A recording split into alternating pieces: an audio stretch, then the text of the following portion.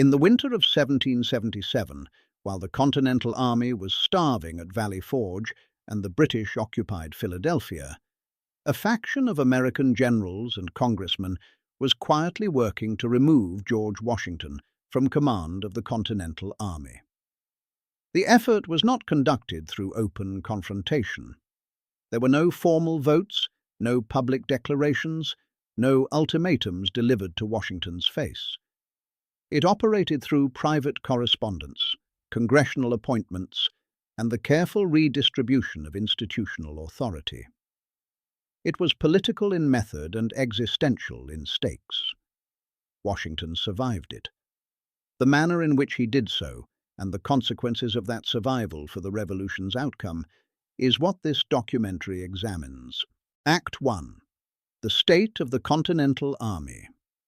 The strategic situation facing Washington in 1777 was genuinely difficult, and the criticism of his leadership that would fuel the Conway Cabal was not manufactured from nothing. It arose from a documented record of military setbacks that had accumulated over 2 consecutive campaign seasons.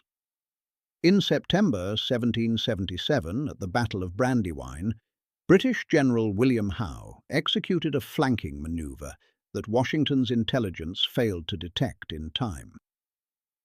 The Continental Army was outmaneuvered and driven from the field. American casualties numbered around 1,300 killed, wounded, or captured.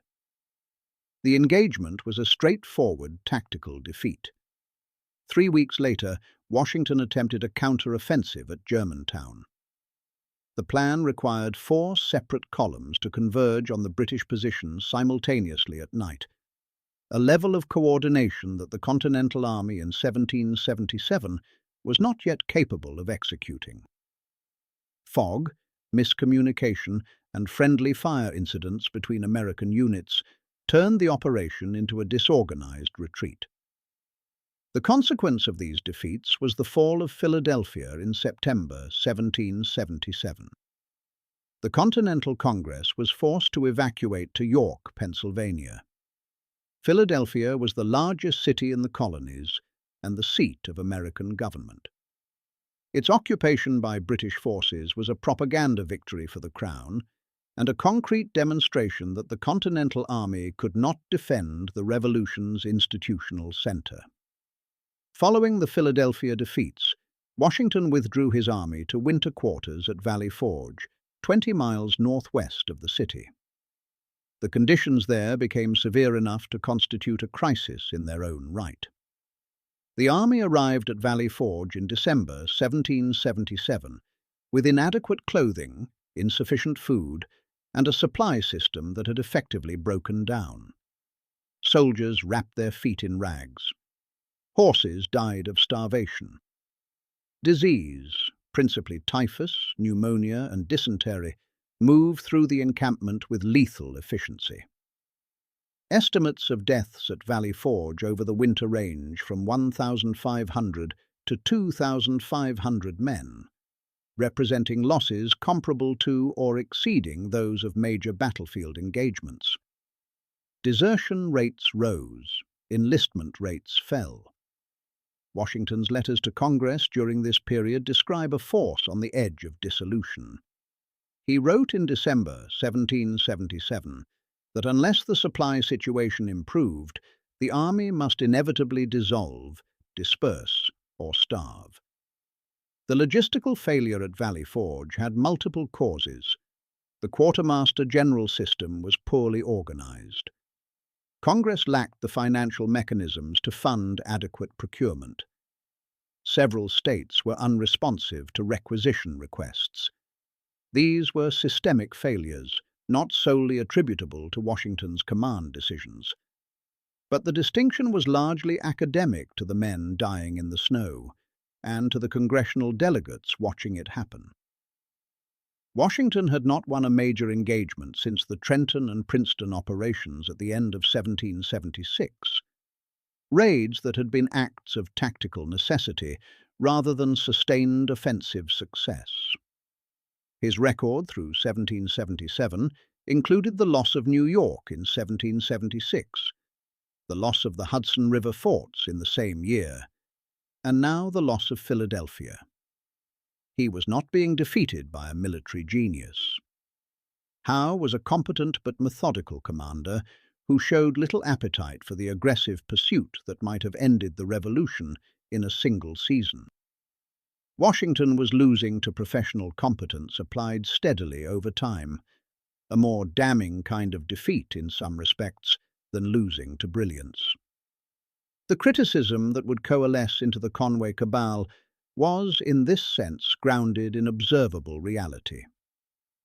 Washington's defenders then and since have argued, correctly, that he was managing an army perpetually on the edge of disintegration against a professional force with far superior resources, and that survival itself represented strategic success. But that argument requires a long view, and in the winter of 1777, the people making decisions did not have the benefit of the long view. Horatio Gates and the Saratoga Campaign. The contrast that gave anti-Washington sentiment its most potent argument was the near-simultaneous success of Horatio Gates in the Saratoga Campaign of 1777. British General John Burgoyne led an invasion force south from Canada in the summer of 1777, with the strategic objective of severing New England from the other colonies by controlling the Hudson River corridor. The plan required coordination with Howe's forces coming from the south, coordination that Howe, preoccupied with the Pennsylvania campaign, failed to provide. Gates commanded the Continental Army's northern department. At the First Battle of Saratoga, known as Freeman's Farm, in September 1777, his forces engaged and bloodied Burgoyne's army. At the Second Battle of Saratoga, Bemis Heights, in October, American forces under Gates's overall command, with crucial tactical contributions from Benedict Arnold, who led the decisive assault against Burgoyne's right flank, inflicted a defeat severe enough to trap the British army. On October 17, 1777, Burgoyne surrendered his entire force, approximately 5,800 British and Hessian soldiers. It was the largest British capitulation of the war and, strategically, the most consequential American victory to date. The news of Saratoga was the primary factor that convinced the French government that the American cause was viable. The intelligence that enabled Benjamin Franklin's diplomatic efforts in Paris to produce the Franco-American alliance of 1778. The political impact of Saratoga within America was immediate and substantial. Congress voted Gates a gold medal. Newspapers throughout the colonies printed extended tributes to his generalship.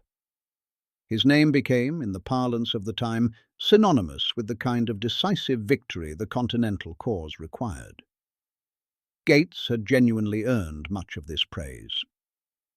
His management of the Northern Department had been competent, and his handling of the complex political dynamics among his subordinates, including the volatile Arnold, reflected real administrative skill. The victory at Saratoga was not accidental, but the celebration of Gates also served a political function that went beyond accurate military assessment. For the men who had grown frustrated with Washington's string of defeats, Saratoga provided a name, a face, and a recent record of success to place alongside their dissatisfaction.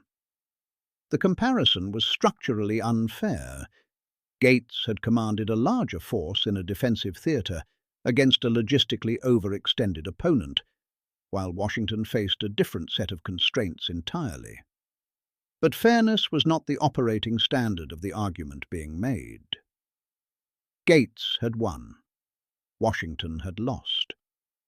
In the political environment of late 1777, that was the comparison that mattered.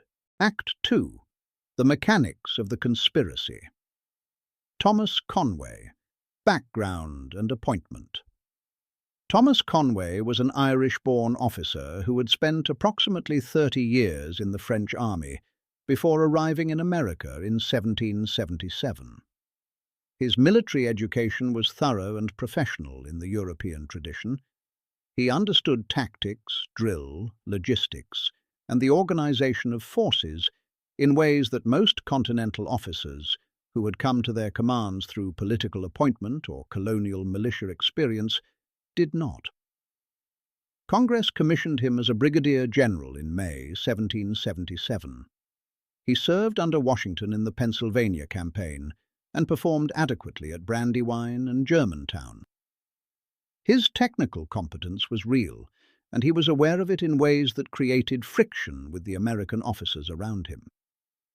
He was contemptuous of what he perceived as amateurism in the Continental Officer Corps, and he communicated that contempt without particular restraint. His relationship with Washington deteriorated steadily through the fall of 1777. Washington found Conway abrasive and insubordinate. Conway found Washington inadequate. Neither man was entirely wrong about the other, but the mutual hostility had consequences that went beyond a personality conflict. In November 1777, Conway wrote a letter to Horatio Gates. The precise contents of that letter became a point of intense dispute almost immediately and have remained historically contested, because the original was never definitively produced and the parties involved had strong incentives to misrepresent what it said. The version of the letter's contents that reached Washington included the following passage: "Heaven has been determined to save your country, or a weak general and bad counsellors would have ruined it." Whether this was the exact language or a paraphrase of something more measured has never been conclusively established. Conway subsequently claimed the quote had been distorted. Gates, when pressed, gave contradictory accounts of what his copy of the letter contained. The disputed nature of the precise wording is itself historically significant. It illustrates the degree to which the conspiracy operated through informal channels where deniability was always available. What is not in dispute is the letter's intent. Conway was writing to Gates, Washington's most plausible replacement, to communicate that Washington's leadership was failing the revolution. The framing invoked divine providence as the reason the cause had survived despite Washington's deficiencies. It was a political communication dressed in the language of military assessment. Simultaneously with his private correspondence, Conway was conducting a more formal campaign through official channels. In late 1777, he submitted a request for promotion from brigadier general to major general. Washington opposed the promotion and communicated that opposition directly to members of Congress. He regarded Conway's promotion over the heads of more senior and capable officers as an injustice to those officers and a signal of congressional interference in the Army's command structure. Conway responded by submitting his resignation, a standard political maneuver of the period, intended to force Congress to choose publicly between supporting him or supporting Washington's judgment on appointments. Congress's response was not what Conway had anticipated, and not what Washington had hoped for either. In December 1777, Congress approved Conway's promotion to Major General and simultaneously created the position of Inspector General of the Continental Army, which Conway was appointed to fill. The Inspector General post was significant beyond its title. The Inspector General had formal authority to evaluate the performance of officers and units throughout the Continental Army and report those evaluations to Congress. In theory, this authority could be used to place a Washington critic inside Washington's command structure, with institutional standing to assess and report on his leadership. Whether that was the intent of Conway's supporters in Congress is a matter of interpretation. But Washington read the appointment in those terms, and the reading was not unreasonable. The Board of War Restructuring. The Board of War was Congress's standing committee for military administration, responsible for army logistics, personnel, strategy, and prisoner exchanges. In theory, it reported to Congress. In practice, its relationship with Washington's command had been ambiguous and contentious since the war's beginning. In November 1777, Congress reorganized the board and made appointments that substantially altered its character. Horatio Gates was named president. Thomas Mifflin, a Pennsylvania politician and former quartermaster general with documented antagonism toward Washington, was appointed as well. James Wilkinson, Gates's aide-de-camp, was made secretary. The result was a configuration in which the man being positioned as Washington's replacement now formally headed the committee with authority over military administration, while one of Washington's most consistent critics sat beside him, and Conway held the Inspector General's post with direct access to the army. These were not coincidences of personnel. They were deliberate appointments by congressional delegates who shared the view that Washington's command needed to be replaced or substantially constrained. The nature of the opposition coalition. It is important to be precise about what the Conway Cabal was and was not. It was not a formal organization with defined membership or a coordinated chain of command. What existed was a network of overlapping interests and shared dissatisfactions, a coalition defined by a common object of criticism rather than a common positive vision.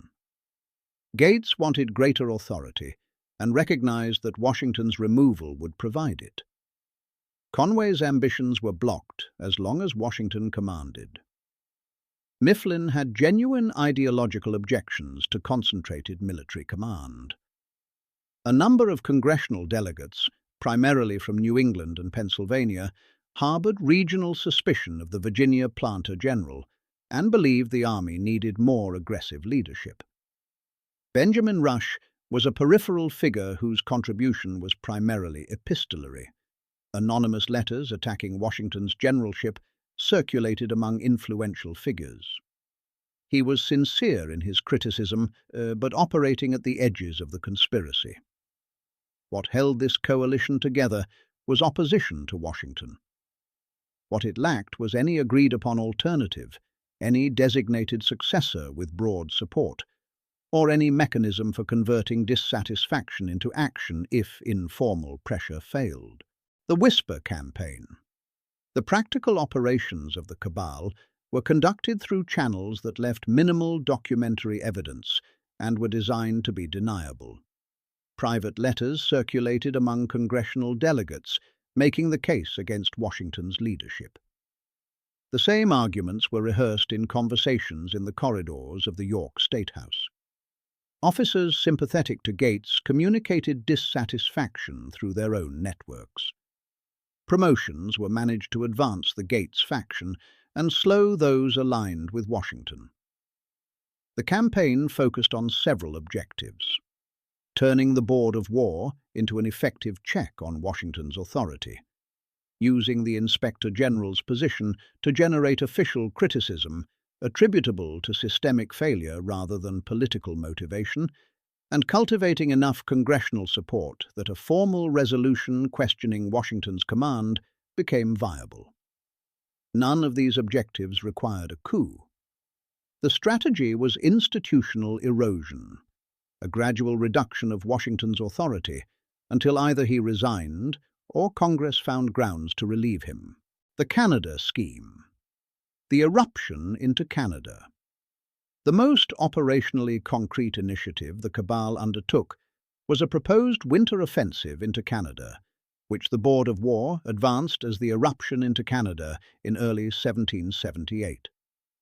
The plan called for an American force to cross into Quebec during the winter months. Gates championed the scheme. Conway was designated to command. The Marquis de Lafayette was placed nominally in overall command, a transparent effort to attach a prestigious name to an operation whose actual authority would rest with Conway. The strategic rationale was thin. The logistical requirements were substantial. The political benefits to the cabal were more apparent. The scheme would give Gates and Conway an independent theatre, remove them from Washington's authority structure, and provide an opportunity for a victory that could further their political position. Lafayette arrived at Albany in February 1778 and found almost nothing waiting for him. The troops promised did not exist in the numbers described. The supplies had not been assembled. The planning had not been done. Lafayette wrote to Washington in detail, describing the complete absence of preparation and concluding that the expedition was not executable. He returned to Valley Forge without conducting any offensive operations. The Canada scheme collapsed entirely, evidence that when the conspiracy's principles were required to execute rather than maneuver, the results were inadequate. Washington learns of the letter. The chain of events that exposed Conway's letter began with a dinner conversation. James Wilkinson had been travelling from Gates's headquarters to Congress in late October 1777, carrying Saratoga dispatches. During a stop in Reading, Pennsylvania, he dined with members of Brigadier General William Sterling's staff. Over the course of the evening, Wilkinson relayed the substance of Conway's letter to Gates, including the passage about a weak general and bad counsellors, to Major William McWilliams. Whether this was deliberate or careless has been debated. The most plausible reading is indiscretion. Wilkinson gained nothing from the disclosure, and the consequences for the cabal were entirely negative. Sterling wrote to Washington immediately. Washington received the letter in early November 1777. Washington's response was a letter to Conway dated November 9, 1777. Its brevity was deliberate. Sir, a letter which I received last night contained the following paragraph. In a letter from General Conway to General Gates, he says, "Heaven has been determined to save your country, or a weak general and bad counsellors would have ruined it. I am, sir, His Excellency the President, George Washington." Washington did not accuse Conway of conspiracy, demand an explanation, or threaten consequences. He communicated that the letter's contents were known to him, precisely and without embellishment, and signed his name. The effect transferred the burden of response entirely to Conway, without giving him anything specific enough to argue against. Conway could not claim Washington had misunderstood him, because Washington had expressed no interpretation. He was left to either acknowledge the contents or deny them, both of which carried significant costs. Conway contested the accuracy of the quote. He never produced the original letter. Gates's response was substantially more damaging to his own position. He wrote to Congress claiming someone had broken the seal on his private correspondence and demanded an investigation into how Washington had learned the letter's contents, implicitly accusing Washington's camp of espionage. This was a serious miscalculation. The accusation forced Congress to formally examine the matter in a way the cabal's informal methods were not designed to survive. The actual mechanism of disclosure, Wilkinson's loose conversation at dinner, had nothing to do with any impropriety on Washington's part, and once that became clear, Gates's accusation rebounded against him. By making an official complaint, he had elevated a private dispute into a public controversy, requiring public resolution. The investigation revealed Wilkinson as the source. Gates attempted to placate Wilkinson while distancing himself from Conway's letter. The result satisfied no one. Wilkinson challenged Gates to a duel. They met at dawn but did not fire. Gates apologized on the field. The episode illustrated the degree to which the cabal's principles were turning on each other, Washington's broader political response. Washington wrote to Patrick Henry to Richard Henry Lee and Francis Lightfoot Lee in Congress and to other allies in York. The letters were measured and factual. He described what had occurred, identified the principles, and made clear he understood what was being attempted. He did not ask his correspondents to do anything specific. He provided information and trusted them to act on it. This restraint was politically significant. A more aggressive response would have given the Cabal's supporters grounds to characterize Washington as unstable or authoritarian. By responding through legitimate channels, Washington occupied the political high ground and forced his opponents to respond to his framing of events. Patrick Henry forwarded Washington a letter he had received from Benjamin Rush, written under a pseudonym, containing an extended attack on Washington's generalship. Washington recognized Rush's handwriting. Rush was exposed. The incident further damaged the credibility of the anti-Washington network, the officer corps and Washington's internal support. A factor the Cabal consistently underweighted was the depth of loyalty Washington had built within the Continental Army's senior officer corps. Nathaniel Greene communicated directly to congressional delegates that the Cabal's methods were illegitimate and that its success would fracture the Army's command structure. Henry Knox was similarly direct in his loyalty. Lafayette made his alignment with Washington explicit. Alexander Hamilton tracked congressional sentiment and helped frame Washington's position in terms most persuasive to the delegates whose votes would matter. The Cabal had assumed military dissatisfaction with Washington was widespread in the officer corps. In fact, it was largely confined to officers with direct personal grievances against him. The majority of Washington's senior commanders were not prepared to support an effort to remove him, and they said so.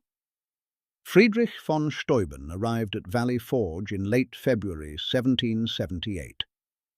A Prussian-born officer with experience in Frederick the Great's staff, he brought a systematic understanding of European military drill that the Continental Army had never had access to at scale.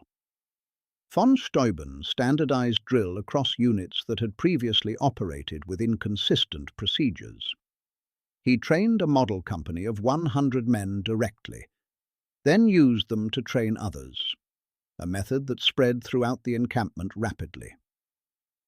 He worked with officers on the organizational principles that governed a professional fighting force. The army that emerged from Valley Forge in May 1778 was meaningfully different from the one that had arrived in December. Better drilled, more consistently organized, more capable of executing complex movements. This transformation was happening under Washington's sponsorship, while the Cabal argued he was an incompetent commander who needed to be replaced. The contrast was not lost on the officers and delegates following developments at Valley Forge. Act 3.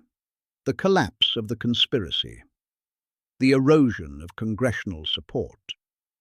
The Cabal's window of maximum influence was narrow. It was most potent in November and December 1777, when Washington's defeats were fresh and the Board of War reorganization had just been completed. By February 1778, the political environment was already shifting.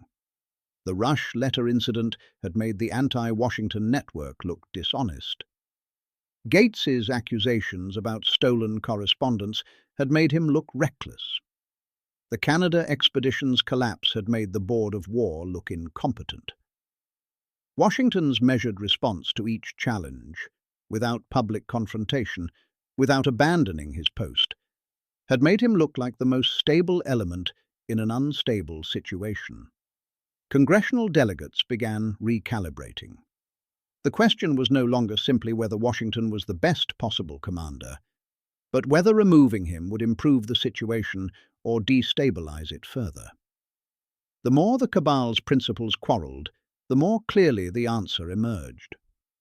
Support for the anti-Washington position contracted steadily through early 1778.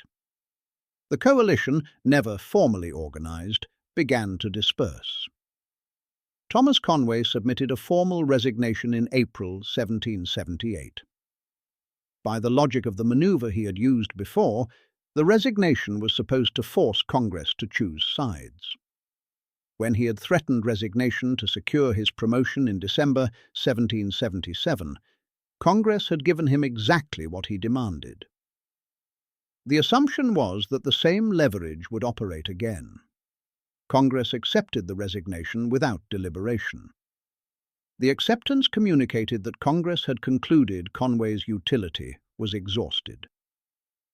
The Board of War Appointments, the Inspector General post, the promotion, all of it had been the product of a political alignment that no longer existed. Conway had no remaining leverage and no institutional base from which to operate. In July 1778, he was involved in an altercation with Brigadier General John Cadwalader, a Washington loyalist. The dispute escalated to a duel. Cadwalader shot Conway through the mouth. Believing the wound fatal, Conway wrote Washington a letter expressing regret for the conduct that had placed them in opposition. Conway recovered and returned to French service. His American career was finished. Horatio Gates. After the Cabal, Gates's position after the collapse was more ambiguous than Conway's. He had maintained sufficient distance from the conspiracy's most exposed maneuvers to deny direct involvement, and his Saratoga record could not be erased. He retained his command and his rank. His relationship with Washington settled into cold, professional formality. Both men understood the history between them, and neither sought to revisit it publicly.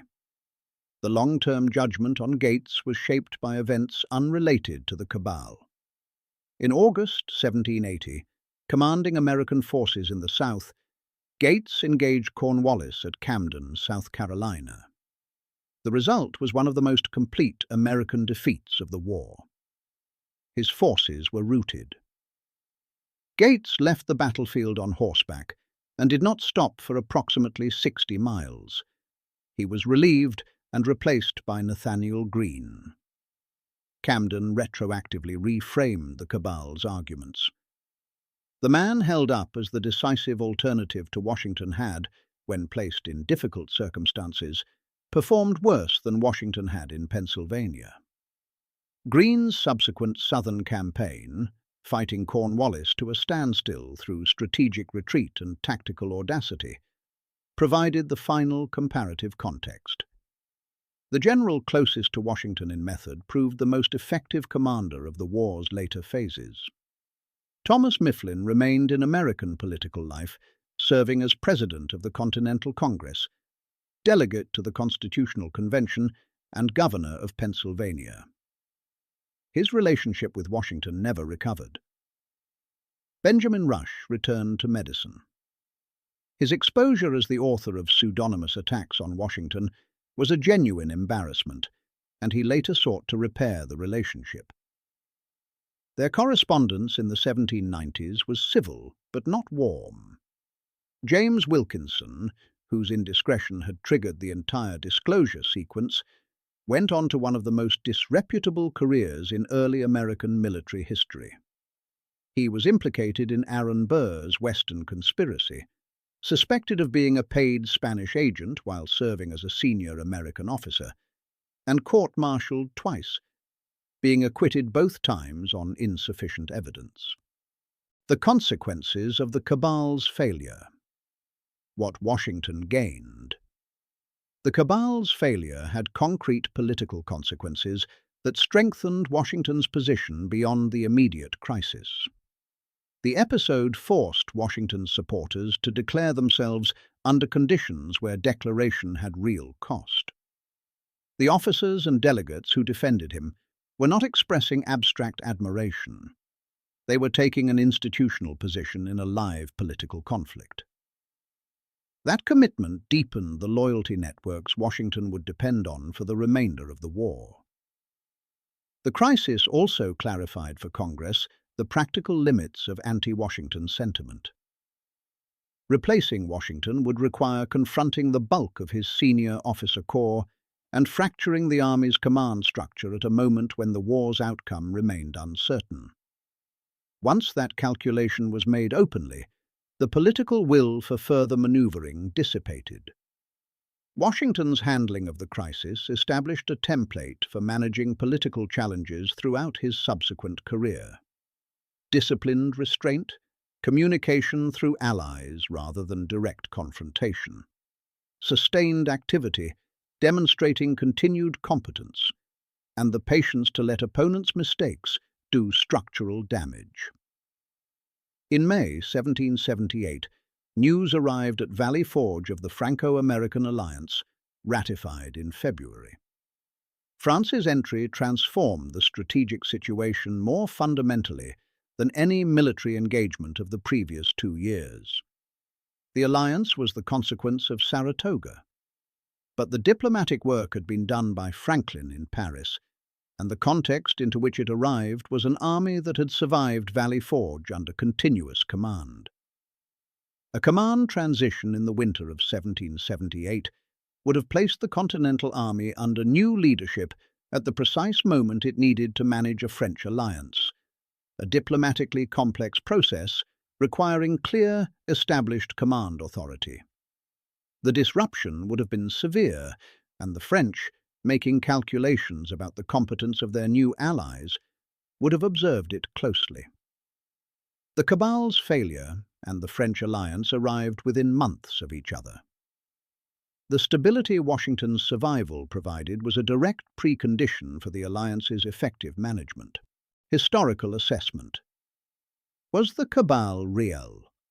Historians have periodically argued that the Conway Cabal has been exaggerated, that what was described as a coordinated conspiracy was ordinary political criticism of a commander having a bad year, elevated into something more sinister by Washington's sensitivity and his partisans' loyalty. There is genuine substance to this argument. The Cabal lacked a leadership structure, an explicit program, or any mechanism for taking decisive action. Its principles were never in full agreement, and several maintained deniability by keeping their involvement at the level of private sentiment. Against this must be set the documented record. Conway's letter to Gates was real. The Board of War appointments were deliberate and consequential. The Canada scheme was a concrete operational initiative serving the Cabal's political interests. Rush's pseudonymous letters were written and circulated. These were not acts of normal political discourse. They were acts of a network working toward the removal of the Continental Army's commander during active wartime operations. The most accurate characterization is that the Conway Cabal was a genuine political conspiracy, a coordinated effort by multiple actors using multiple channels to achieve a specific objective. Without being the tightly organized covert operation the word sometimes implies. It was 18th century politics at its most characteristic.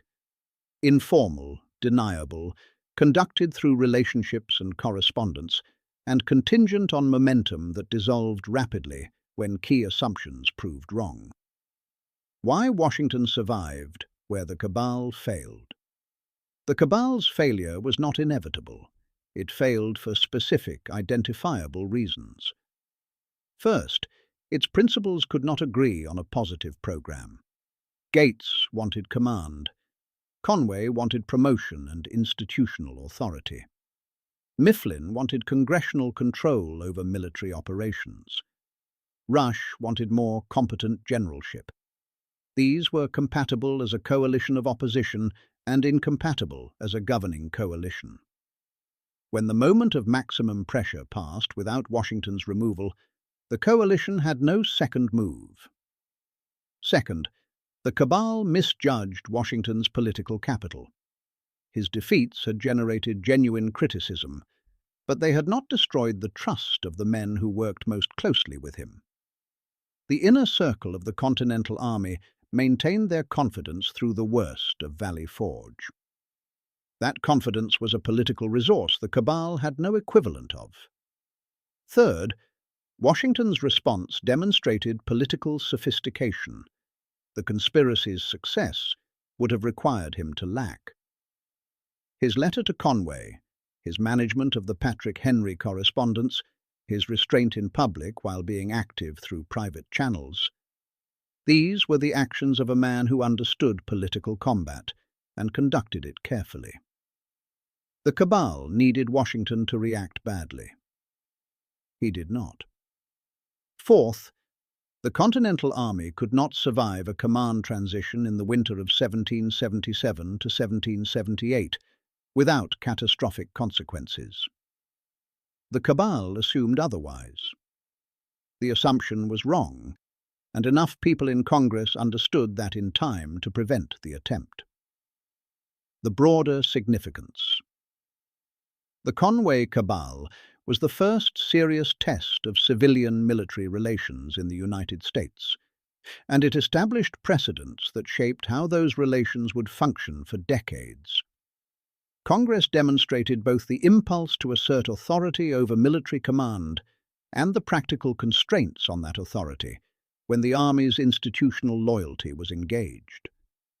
Washington demonstrated that a general could survive sustained political attack without yielding to it or subverting civilian oversight, a balance that required active, skilled management to maintain.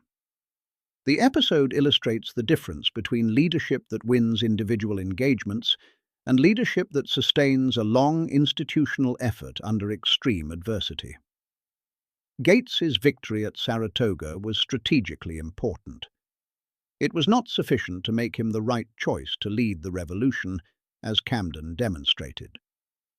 Washington's record through 1777 was a series of defeats and near collapses, consistent with, and in some ways productive of, the institutional resilience the revolution ultimately required.